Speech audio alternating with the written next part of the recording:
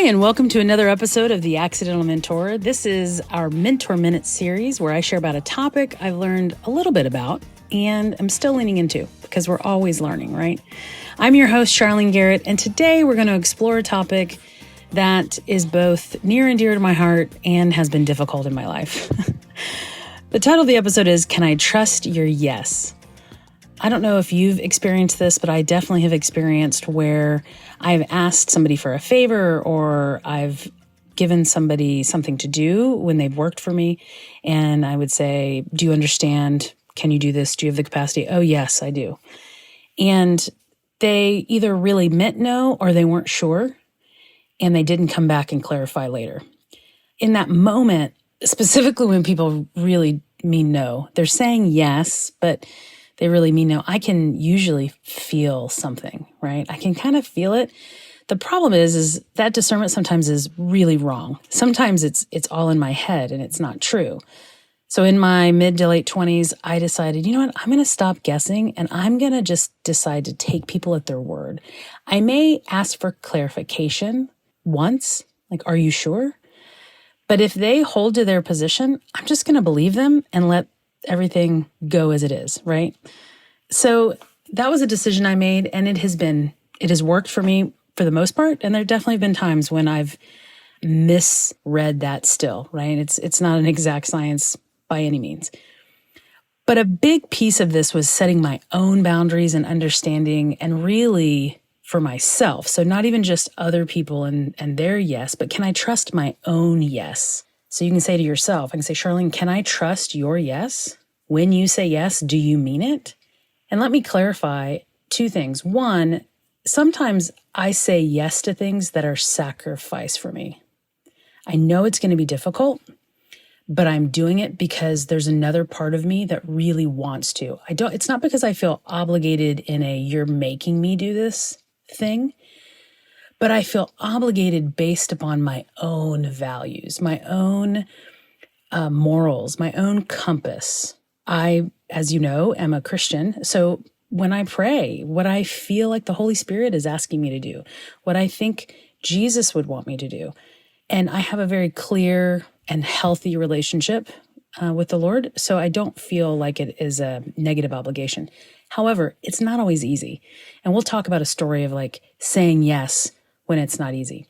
There are also times, so this is the second caveat to this personally, there are also times when I say yes, because in the moment, I really do want to say yes, but then I realize, oh my gosh, this is actually going to cost me more than I want to pay.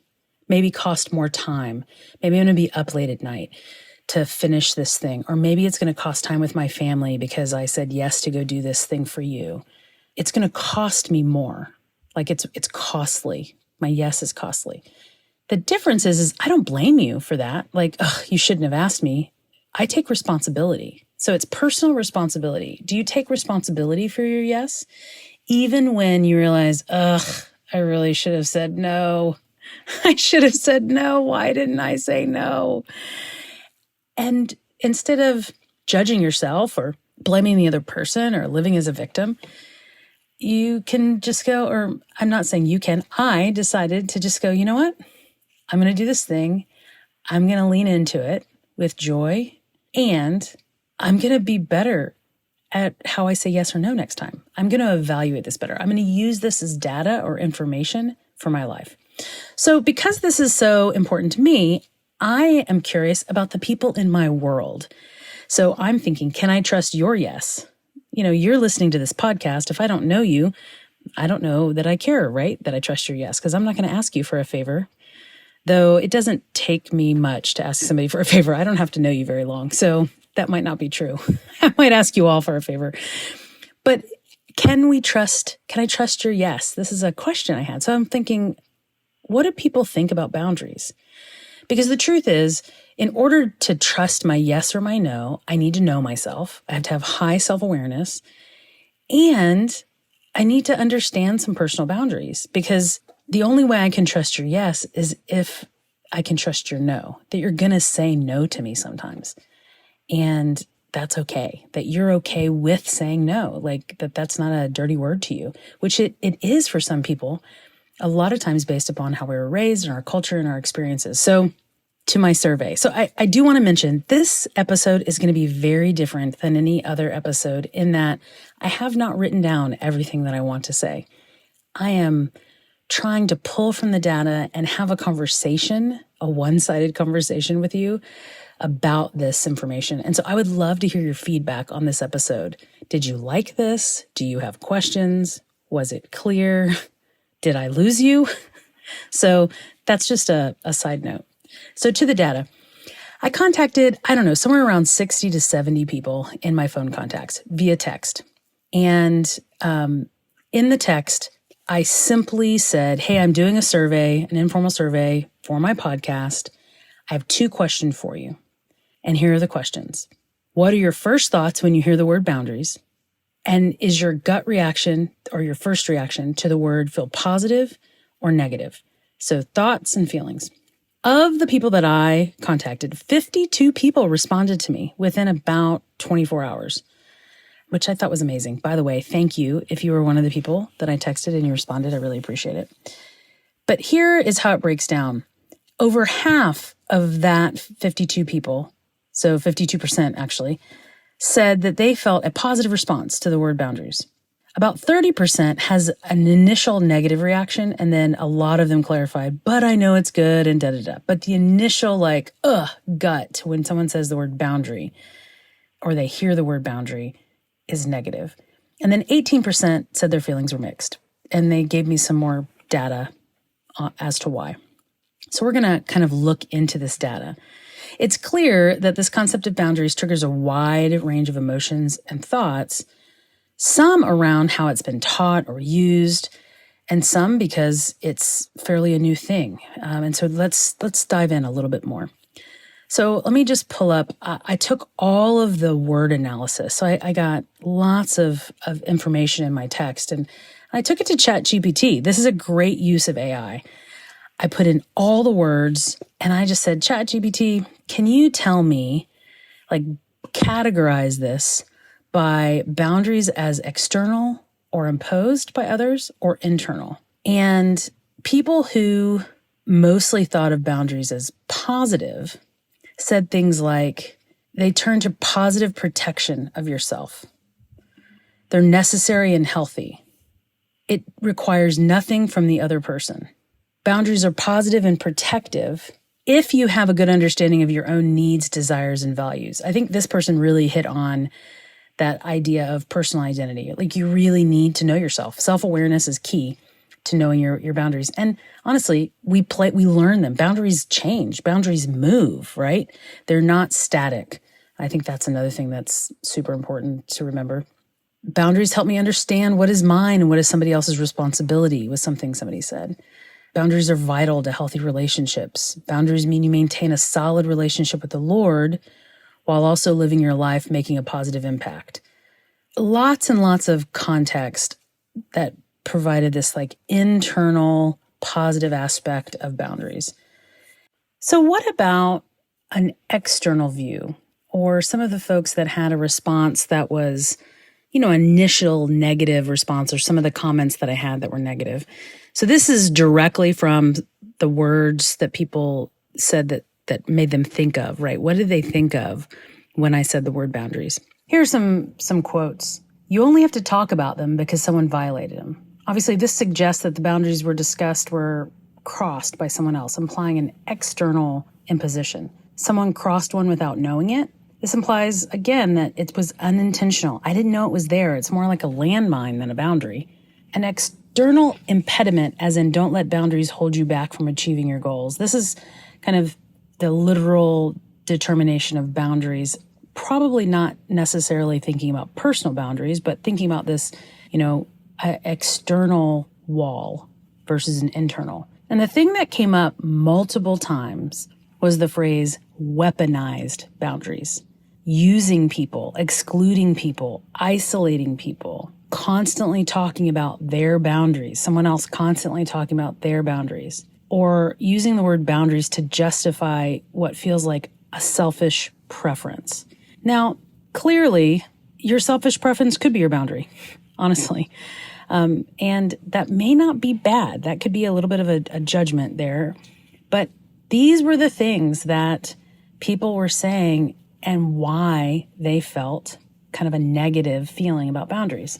So how is it that we have positive and negative spins on boundaries? Well, I do want to go back to the data because I did look at it from a couple of different viewpoints, asking this question, how do we get our own interpretation, our own feelings about boundaries? Well, we know that it's from our experiences with people, places, our cultures that we are in, not just our culture of origin, like I grew up in America, or I grew up in China, or Costa Rica, or I'm from the global north or the global south, but also our subcultures. Christianity is a subculture. And inside Christianity, there are other subcultures. So we get these culture. You can talk to two Christians about the same thing, and it may not be a biblical response, but a church response from what we learned. In addition to our experiences and cultures, there's other things about us, our demographics, that could be influencing how we perceive boundaries. So I looked at the data, and male and female. So of the people that I talked to, that I texted, of the 52 people who responded, 40 were female and 12 were male. Thank you, my 12 male friends out there. If you're listening to this podcast, thank you for responding. So it's not even, obviously. However, we can look at the data in a few ways. So you can just say, out of the 12 men that I surveyed, which is not a statistical sample, but it's not a valid sample, but of the 12 men that I surveyed, 82% of them had a positive response to boundaries. 82% of men that I surveyed, okay? 8% had a negative or a mixed response, each negative and mixed. So 16% if you mix those, put those together. If you looked at just the positive column of the 27 people that said, my first reaction is positive, right? So I said 52% of those I surveyed had a positive response. 63% of the 52%. So 63%, over half of that 50% were women, and 37% are men. So while men in my sample had a positive reaction, obviously I had more women, they carried the positives, right? Just because there were more of them. I think it's just really interesting to think about, and I would love to get a greater sample size. My curiosity would be, what do men really think, right? More men, what are their responses? Because I feel like the women are pretty represented pretty well, like by 40 responses, right? So that's an interesting thing. So gender, how does male and female impact how we see boundaries and our experiences with boundaries? And then age range. I felt it was really interesting to look at the ages of people. Now you think, if you were one of the people that responded, you'd say, Charlene, you didn't ask me my age. Well, I know all these people. So the few people that I didn't know their age, I asked, but almost everybody I know their age. And the grand majority, so if you were to do a normal distribution, the middle, right, the most common amount, the biggest bump in the hill, if you remember math, is going to be around between 30 and 49, because I know more people in that range, right? I know more people between the ages of 30 and 49 than I do older or younger. Now, I did survey some in their 20s and some over 60, and I've got some folks in their 50s too. But it was interesting for me to see that 100% of the people that I surveyed in their 20s felt like it was negative, and 100% of the people I surveyed that were over 60 immediately said negative. So I am curious, why is that? What is it about boundaries that they've experienced? Does it have anything to do with their experience and their age? If you have a thought on that, and maybe you're in that age range, go to my website at charlenegarrett.com/blog. And on this blog, can you give me your opinion or give me your feedback on that? I'd be really interested. Or if you want to go to any of my social channels, if that's easier for you, all of that information is in the show notes. I would love to hear your thoughts, because I'm really curious about this.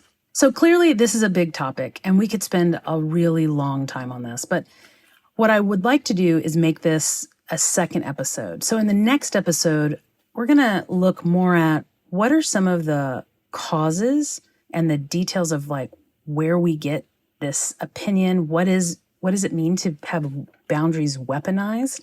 And what can we do? What can we do to impact ourselves and our world around boundaries? Because when it comes down to it, we want our yes to be yes and our no to be no.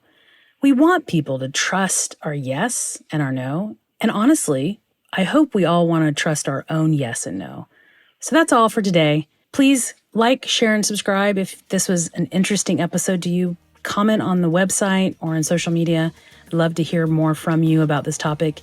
If you liked it and want more of these types of things, let me know. If you want something different, if you're interested in a particular question or topic, please reach out and tell me about that. I'd love to try to answer your questions the best that I can and elicit more conversation so that we can grow together. Thank you again. This has been Mentor Minutes with the Accidental Mentor. See you again soon.